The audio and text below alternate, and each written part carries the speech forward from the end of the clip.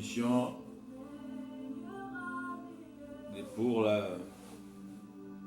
rendre à Dieu les actions de grâce, n'est-ce pas? Nous nous sommes dit, cette émission va s'intituler Rendre les actions de grâce à Dieu. Et voilà, nous tenons à remercier tous ceux qui se sont déjà inscrits sur notre chaîne YouTube, qui est la grâce de Dieu source. Ça, c'est la dénomination de notre chaîne YouTube, là où vous allez trouver toutes nos émissions. Nous vous demandons de vous inscrire, n'est-ce pas, et d'actionner la cloche pour que toutes les vidéos qui seront mises en place, que vous ne ratiez aucune d'elles. Voilà pourquoi nous tenons à vous rappeler que nous ne serons pas seuls dans cette émission. De temps à autre, vous verrez des figures, d'autres figures s'afficher ici, les hommes de Dieu de partout. C'est juste pour amener de l'édification, c'est juste pour édifier une âme, fortifier quelqu'un. Que Dieu bénisse tous ceux qui ont suivi notre message de la fois passée et qui sont systématiquement bénis. Ils nous ont dit que le Seigneur a fait grâce, ils y étaient édifiés, et c'est ça l'objectif de cette émission. Nous te bénissons, Seigneur, pour ces instants merveilleux que tu nous permets d'être à ta présence. Il est écrit, heureux le peuple que tu admets dans ta présence. Tu nous as admis dans ta présence au travers de cette émission, Père, que la gloire te soit multipliée. Bénis mon bien-aimé, ma bien-aimée qui va nous suivre à travers des réseaux sociaux. Seigneur, que sa vie soit bénie au travers de cette exhortation, de cette prière. Au nom de Jésus, gloire à toi, Seigneur. Amen. Bien-aimés, comme nous nous sommes dit la fois passée que nous n'aurons pas à prendre beaucoup de temps, mais néanmoins, à chaque occasion, la Bible dit dans toutes les circonstances, favorables ou pas, que la parole de Dieu soit prêchée. Alors là, nous voulons lire les Écritures, expliquer un tout petit peu, prier, et nous nous retrouvons les mercredis, parce que pour le moment, nous sommes là les dimanches et les mercredis. J'ai lu la Bible, je suis là dans l'épître que l'apôtre Paul et Timothée ont écrit aux chrétiens de Philippe, n'est-ce pas, aux Philippiens. Je suis là dans son chapitre 4e, dans son verset 4e. La Bible dit ceci: réjouissez-vous toujours dans le Seigneur. Je le répète, réjouissez-vous. Gloire au Seigneur. La Bible dit, l'apôtre Paul dit, réjouissez-vous dans le Seigneur. Bien-aimé, quand j'étais en train de méditer ces versets, cette portion des Écritures, la Bible dit, je me suis rendu compte que il y a des gens que le monde n'a pas donné l'occasion de se réjouir. La famille ne t'a pas donné l'occasion de te réjouir. Ta situation économique, ta situation sociale ne te donne pas d'occasion pour que tu te réjouisses. Quand tu regardes à gauche, quand tu regardes à droite, tu te dis, mais moi je suis venu dans ce monde accompagner les autres. La joie est passée outre. Je ne suis pas venu me réjouir. Je n'ai pas de raison pour me réjouir. Il y a ma santé peut-être qui ne marche pas. Il y a les enfants, peut-être ça ne va pas. Il y a peut-être là dans la famille, dans ton foyer, que ça ne marche pas. Peut-être que c'est dans ton boulot. Peut-être que dans ton ministère. Et tu regardes, tu te dis, je n'ai aucune raison de me réjouir. Mais bien aimé dans le Seigneur, ici l'apôtre Paul dit aux chrétiens, il dit réjouissez-vous dans le Seigneur. C'est-à-dire dans le Seigneur, il y a possibilité de nous réjouir. Gloire à Jésus. C'est pourquoi moi j'aime beaucoup Jésus. Parce que la joie que le monde n'a pas pu nous donner, la joie que nos propres efforts n'ont pas pu nous procurer, cette grande joie, cette joie parfaite se trouve dans une personne. Et c'est dans la personne de Jésus que se trouve cette joie. Et j'aime beaucoup l'insistance de l'apôtre Paul. Il dit, je le répète, réjouissez-vous. Bien-aimé, il y a lieu de se réjouir en Jésus. Il y a lieu. Comme nous l'avons dit la fois passée, le monde est en train de traverser les moments les plus turbulents. Le monde est en train de traverser les moments les plus difficiles. Mais ici, la Bible nous dit de nous réjouir. Le monde ne nous donne aucune raison de nous réjouir. Mais dans le Seigneur, il y a lieu de nous réjouir. Pourquoi? Parce que ce que l'homme ne peut pas faire, Jésus peut le faire. Je ne sais pas les moments que tu es en train de traverser. Je ne sais pas les conditions de vie que tu es en train de mener. Bien-aimé, je suis venu fortifier ton âme ce soir. Fortifier ton âme cet après-midi pour te dire que tu as raison de te réjouir. Tu as raison de toi qui es en Jésus. Même si les choses ne marchent pas, même si les conditions sont difficiles, même si les promesses de Dieu dans ta vie ne se sont pas encore toutes réalisées, tu as raison de te réjouir. Parce que la Bible dit, sa renommée s'est accrue à cause de l'accomplissement de ses promesses. Gloire à Jésus. S'il t'a promis, il le réalise. Pourquoi nous disons que nous rendons des actions de grâce à Dieu? Parce que nous disons, même si nous n'avons pas encore vu, mais nous croyons de tout notre cœur.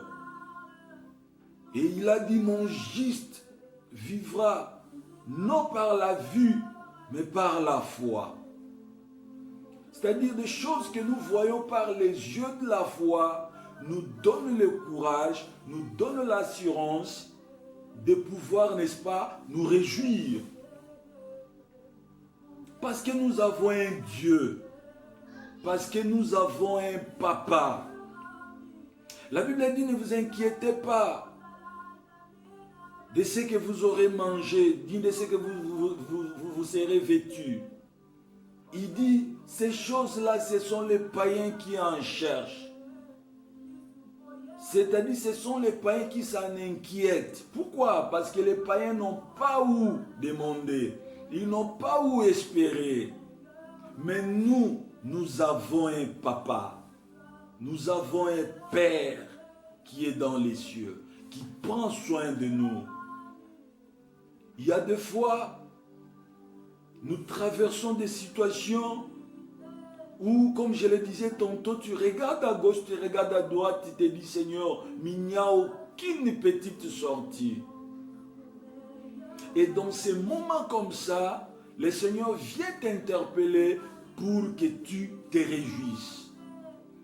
Se réjouir, c'est une attitude de quelqu'un qui croit que la situation que je traverse maintenant, ce n'est pas la fin du monde. Il y a un Dieu quelque part. Et ce qu'il a promis, il le réalisera. Se réjouir, c'est une sorte de faire voir à Dieu que Seigneur, je ne suis pas abattu par cette situation. Je sais que tu vas me relever. L'apôtre Paul répète, il dit, je répète, réjouissez-vous. C'est-à-dire, au travers de cette répétition, c'est pour que nous nous réjouissons toujours. Comme il l'a dit au début, il dit, réjouissez-vous toujours dans le Seigneur. Toujours. Lundi, je me réjouis. Mardi, je me réjouis. Mercredi, je me réjouis. Jeudi, je me réjouis. Vendredi, même si je n'ai rien vu, je me réjouis. Les samedis et les dimanches, je me réjouirai toujours. Pourquoi? Parce que là, les Écritures, l'apôtre Paul dit, réjouissez-vous toujours. Que cette voix, bien-aimée, soit la voix du Seigneur, parla dans ton cœur, parla à ton âme, qui est peut-être abattue. Tu es peut-être abattu par des situations difficiles que tu traverses d'une manière ou d'une autre. J'ignore de quel côté de la vie tu es beaucoup frappé, de quel côté de la vie tu risques d'abandonner. Tu es au point de vouloir abandonner. Tu te dis, mais non, j'ai prié, j'ai gêné, j'ai cherché, je me suis débattu. N'abandonne pas, bien-aimé. Réjouis-toi. Dans le Seigneur. Dans le Seigneur, il y a lieu de se réjouir. Il y a lieu de nous réjouir dans le Seigneur. Nous n'avons pas eu d'opportunité de nous réjouir dans le monde. Le monde nous a montré une joie apparente. Mais en réalité, c'était une joie éphémère. La véritable joie, c'est celle qui vient de Jésus. Et toi qui peux me suivre partout dans le monde et qui n'as pas encore donné ta vie à Jésus, bien-aimé, je viens te faire appel que si tu n'as pas encore donné ta vie à Jésus, et que tu passes de bons moments, je te rassure que ce sont de bons moments éphémères, qui ont une courte durée. Accepte de donner ta vie à Jésus pour qu'il te dirige. Tu verras que tu auras une véritable paix. Tu verras que tu auras une véritable joie. Parce que c'est dans le Seigneur que nous nous réjouissons. Nous sommes cachés en Christ et Christ en Dieu. C'est-à-dire qu'il n'y a pas possibilité que l'ennemi ait la même mise sur nous. C'est sur cela que la Bible nous encourage de nous réjouir. Réjouis-toi, bien-aimé, non pas par ce que tu as, mais parce que tu es, la position que tu occupes dans le Seigneur. Tu es enfant de Dieu, héritier de Dieu et co-héritier de Christ. Gloire au Seigneur. Tu as toute raison de te réjouir. Tu as toute raison de dire à Dieu merci pour tout ce que tu es, pour la joie qu'il est en train de te communiquer, pour la paix, la tranquillité qu'il est en train de te communiquer, que les troubles de ce monde ne t'embrouillent pas, que les vents qui soufflent de part et d'autre dans ce monde n'arrivent pas à te succomber. Reste ferme et tu te dis, moi je suis en Christ, et parce que je suis en Christ, j'ai droit de me réjouir. Voilà pourquoi quelque part l'apôtre Paul disait que personne ne me fasse de la peine. Parce que sur mon corps, je porte les marques de Jésus. Parce que Jésus, si les gens te posent des questions, mais pourquoi toi tu te réjouis? Tu ne vois pas que ça ne va pas? Tu ne vois pas qu'il n'y a pas d'argent? Tu ne vois pas que tel est malade? Tu ne vois pas qu'il y a telle situation difficile? Dis-lui que moi je suis dans la joie, moi je me réjouis parce que je suis dans le Seigneur, parce que je suis en Jésus. Et cela, c'est tous les jours. Gloire à Jésus.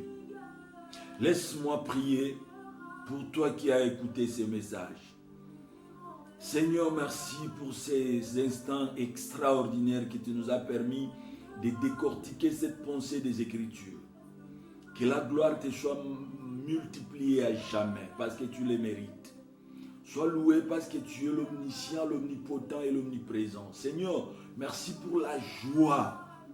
Tu nous as exhorté cet après-midi que nous sommes obligés, nous sommes demandés à être toujours joyeux parce que la position que nous occupons est une position privilégiée. Regarde cette bien-aimée-là, regarde cette bien-aimée qui n'a pas beaucoup de raisons de se réjouir. Pourquoi? Parce qu'il traverse des moments compliqués de sa vie. Étends ta main, Père. Peut-être qu'il est malade, guéris-le. Peut-être qu'il traverse des moments compliqués financièrement. Seigneur, opère un miracle instantanément. Je te prie au nom de Jésus.